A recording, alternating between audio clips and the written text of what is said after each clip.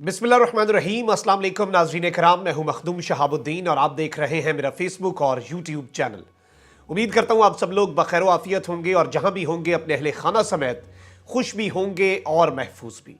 जिन लोगों ने अभी तक चैनल को सब्सक्राइब नहीं किया उनसे मेरी ये दरख्वास्त होगी कि चैनल को लाजमी सब्सक्राइब कर लें, बेल आइकन को प्रेस कर दें ताकि आने वाली तमाम तर वीडियोज़ आप तक पहुंचती रहें और इसी तरह आपका और मेरा ये साथ इस चैनल के जरिए बरकरार रह सके। नाज़रीन कराम, एक जानिब तो अफगानिस्तान की सरहद के ऊपर पाकिस्तान के साथ अफगान तालिबान की बढ़ती हुई कशीदगी, बाढ़ को उखाड़ने के वाकयात और फिर उसके बाद अजीबो गरीब धमकी आमेज बयानात का एक ना रुकने वाला सिलसिला। इस सब ने एक जानिब तो पाकिस्तान के सिविल मिलिट्री हलकों के अंदर और अवाम के अंदर एक तशवीश की लहर दौड़ाई है, लेकिन अब मामला इससे भी आगे बढ़ चुका है क्योंकि बाढ़ के बारे में ये जो मर्जी कहते रहे, 94% बाढ़ तो हम लगा चुके हैं। लेकिन इस सब के अंदर पाकिस्तान का जो सबसे बड़ा कंसर्न है और पाकिस्तान को जो सबसे बड़ा खतरा और खदशा था, अब ऐसा महसूस हो रहा है कि अफगान तालिबान की जानिब से उस खदशे पर भी कोई किसी किस्म का इकदाम नहीं उठाया जा रहा। लेकिन इस सब के अंदर जो आलमी ताकतों की गेम है, जो ग्लोबल गेम है, उसे समझना भी अब बहुत ज्यादा जरूरी हो चुका है क्योंकि अफगान तालिबान की तरफ से बैक टू बैक इस तरह के इकदामात और यहां पर किसी किस्म में उनकी तरफ से या तो इकदामात या बयानात के अंदर कमी ना आना, अब ये सिर्फ और सिर्फ पाकिस्तान और अफगानिस्तान का मसला नहीं रह गया। एक चीज आपने वैसे ही समझ लेनी है कि अफगानिस्तान के अंदर होने वाला कोई भी छोटा सा इशू ना तो लोकल है ना रीजनल है, बल्कि वो एक इंटरनेशनल इशू होता है। और स्पेशली अब इस सब के अंदर दो ब्लॉक्स फिर से एक्टिव होने वाले हैं। एक जानिब तो इस सारी की सारी सूरत हाल से खुश होकर, इसे कैपिटलाइज करके, इससे मजीद फायदा उठाकर और तालिबान को अपना दुश्मन समझते हुए फिर भी इस सिचुएशन को यूज करने की कोशिश आलमी ताकतें करेंगी। भारत करेगा। भारत का ऑलरेडी इन्फ्लुएंस है टीटीपी के ऊपर, तहरीके तालिबान पाकिस्तान के ऊपर, और वो उनके थ्रू जारी बात है इस सारे मामले को खराब करने की ही कोशिश करेगा। इसके अंदर अमेरिका का किरदार भी है। अमेरिका को भी एक चीज बड़ी वाज़ेह हो जाएगी कि हम तो कहते थे कि अड्डे दे दो इनके खिलाफ, हम इनके खिलाफ लड़ते रहेंगे, पाकिस्तान की सरजमीन में भी इन्हें दाखिल नहीं होने देंगे, कुछ भी नहीं करने देंगे, तो उसे भी एक केस बनाने में आसानी मिलेगी। लेकिन इस सब के अंदर जिस मुल्क का किरदार समझना जरूरी है वो चाइना है, और चाइना और रशिया का जो ब्लॉक है वो इस वक्त बहुत ज्यादा कंसर्न्ड भी है और परेशान भी है क्योंकि अगर ये मामला एस्केलेट करता है, अगर पाकिस्तानी फोर्सेस का सबर जवाब देता है और जो हम एक प्रोफेशनल आर्मी होने का सबूत दे रहे हैं, मैक्सिमम रिस्ट्रेंट का मुजाहरा कर रहे हैं, अगर इसके अंदर हमें कुछ करना पड़ जाता है, हमें ना चाहते हुए भी इकदाम करने पड़ जाते हैं, फिर इसमें सारे स्टेक होल्डर्स मौके पर इन्वॉल्व हो जाएंगे और फिर उसी लिए सबने इससे पहले अपनी अपनी पॉलिसियां बनानी शुरू कर दी हैं। चाइना किसी सूरत ये नहीं चाहता कि यहां पर टीटीपी एक्टिव हो जाए, यहां पर अफगान तालिबान और पाकिस्तान के दरमियान फड्डा पड़े। चाइना सीपेक के थ्रू सीपेक प्लस को काबुल लेकर जाना चाहता है। चाइना वाखान कॉरिडोर को टैप करना चाहता है, उसे पूरे सेंट्रल एशिया को पाकिस्तान से कनेक्ट करके गवादर तक ले जाना चाहता है। रशिया किसी सूरत नहीं चाहता कि अब इस खित्ते के अंदर कोई कॉन्फ्लिक्ट हो, तो इस सब के अंदर वो एक बहुत बड़े स्टेक होल्डर है। और तालिबान को जारी बात है, टीटीपी, बीएलए, बीएलएफ, अगर इन्हें अफगान तालिबान एक फ्री हैंड देते हैं तो इसका नुकसान तो तालिबान चाइना को भी है, सीपेक को भी है, क्योंकि ये पाकिस्तान से ज्यादा तो सीपेक के दुश्मन है। ये सीपेक के खिलाफ कार्रवाइयां करते हैं, चाइनीज इंजीनियर्स को नुकसान पहुंचता है। और इस हवाले से सकूते काबुल से पहले भी अफगान तालिबान को वफ्द को बुलाकर चाइना ने बड़ा क्लियर मैसेज तालिबान को दिया।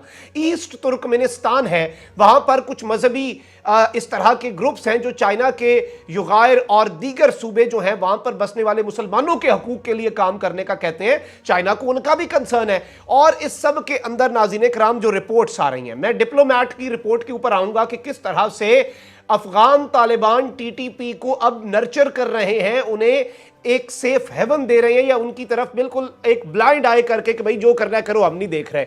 वो किस तरह से किया जा रहा है और किस तरह से इस रिपोर्ट ने आलमी जरीदे की बम फोड़ा है, उससे पहले एक और आलमी जरीदे की आप रिपोर्ट देखें।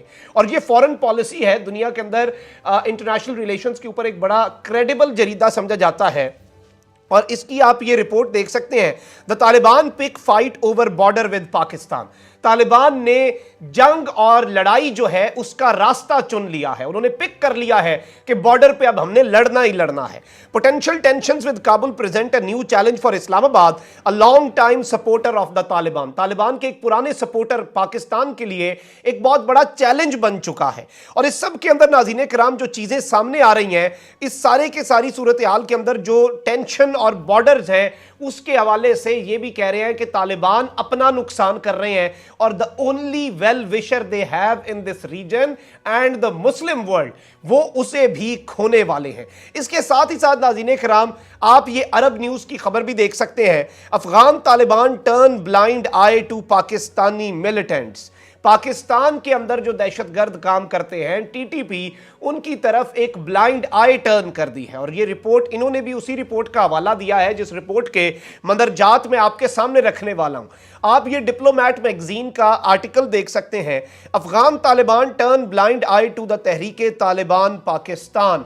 अफगान तालिबान ने उन्हें इग्नोर करना शुरू कर दिया है कि जो मर्जी करो, हम नहीं देख रहे, हम सपोर्ट भी नहीं कर रहे, लेकिन हम रोक भी नहीं रहे। लेकिन सबसे बड़ा वादा जो तालिबान का था किसी भी मुल्क के साथ, पूरी दुनिया के साथ, वो ये था कि हम अपनी सरजमीन को किसी के खिलाफ इस्तेमाल नहीं होने देंगे।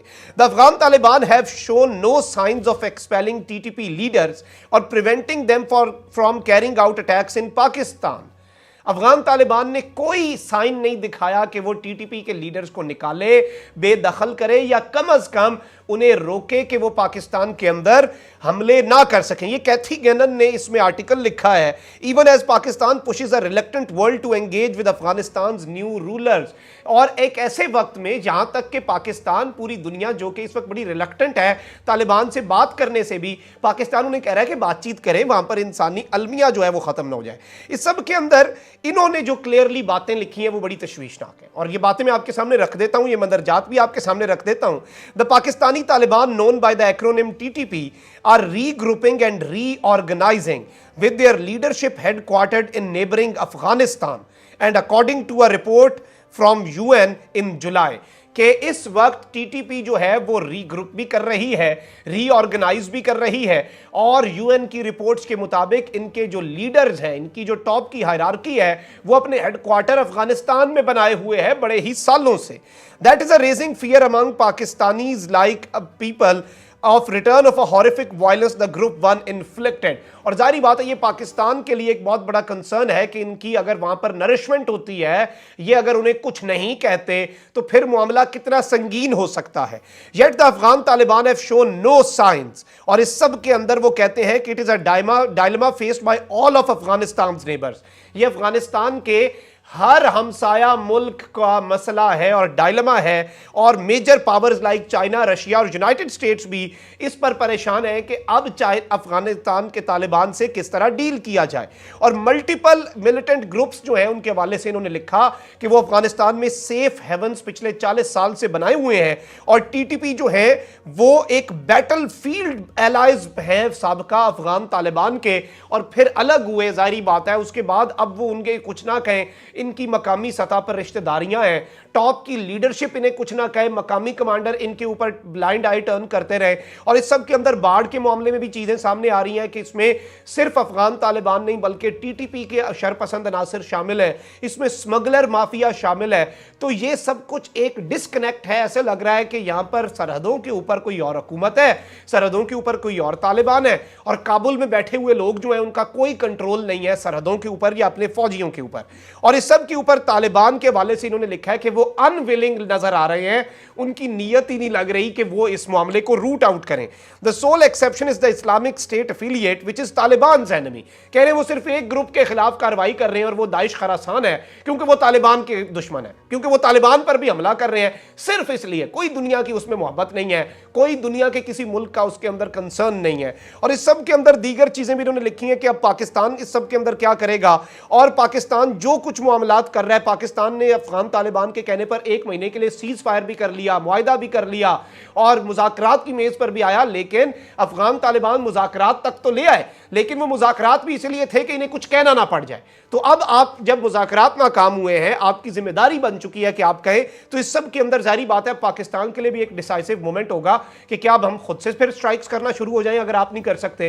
तो ये मामलात अब बड़ा ही अजीबो गरीब रुख इख्तियार कर सकते हैं। आने वाले घंटे, आने वाले दिन बड़े इंपॉर्टेंट होंगे और कुछ बहुत बड़ी डेवलपमेंट्स अभी मजीद भी आ रही हैं और जो मामलात हैं वो ठीक करने की भी एक बहुत बड़ी कोशिश की जाएगी। उस हवाले से इंशाल्लाह